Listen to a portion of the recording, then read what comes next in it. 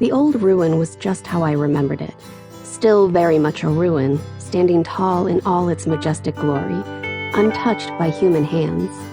The beautiful orchard remained as effervescent as always, with its sumptuous fruit trees overflowing with a plethora of pears, apples, and damsons. I woke up very early with the feel of the warm sun on my face, like a gentle, comforting hand. I stretched my arms and walked over to the aged stone bird bath, still half full of water from the recent late summer rain. I splashed some water over my face before walking over to the apple trees, which were already bearing fruit. I plucked an apple from a low-hanging branch and took a big bite. I sat down against the sundial while I gathered my thoughts for a moment. I had made my decision, the only one I felt I could make. I would gather my things and walk the 3 miles to my mother's home. This was not a decision I made at all lightly. I just knew the only other option left open to me was to book into one of those awful hostels. However, by going to my mother's, at least I was now too big for her to lock into a room.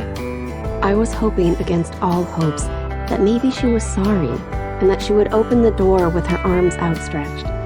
I needed somewhere to live, and I had nowhere to go and not enough money to support the amount of rent required of me.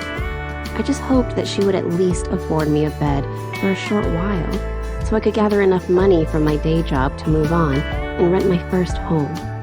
After all, that was the least she could do, surely. A part of me needed my mother to be sorry. I wanted to hear those words so much. I was just 17 years old, all alone in the world, and without guidance. I wanted a parent. My feelings were very mixed up and confused where my mother was concerned. I hated her for what she had put me through. However, she was still my mother, and I needed at least to try and forgive her. Maybe, just maybe, time had changed her, and she would be very sorry. Well, there was only one way to find out. I set out on my walk. It was such a beautiful morning. The birds were singing and the sun was shining. The sky was bluer than I had ever seen it.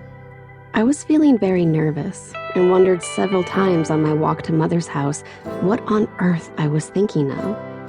I tried to push all negative thoughts to the back of my mind. As I came closer to the estate where my mother was now living, all of a sudden I felt quite sick. All at once, flashes of my childhood came streaming back. I stopped for a break and sat down on a bench near a park. I watched the early morning joggers fly past, breathing heavily, and the dog owners walking their beloved pooches. I took a deep breath and stood up. There was a saying, just put one foot in front of the other. So that's what I did until I reached my mother's house. I turned the corner and I could see my mother's new house. Well, it was new to me as I had never lived here. I stood at the end of the driveway. I looked up at the tall, red bricked house. This was definitely a better house than the ones I remembered. This one was quite new, built within recent years, I thought. For some reason, I was having trouble moving my feet forward. I stood there just staring for what seemed like an age.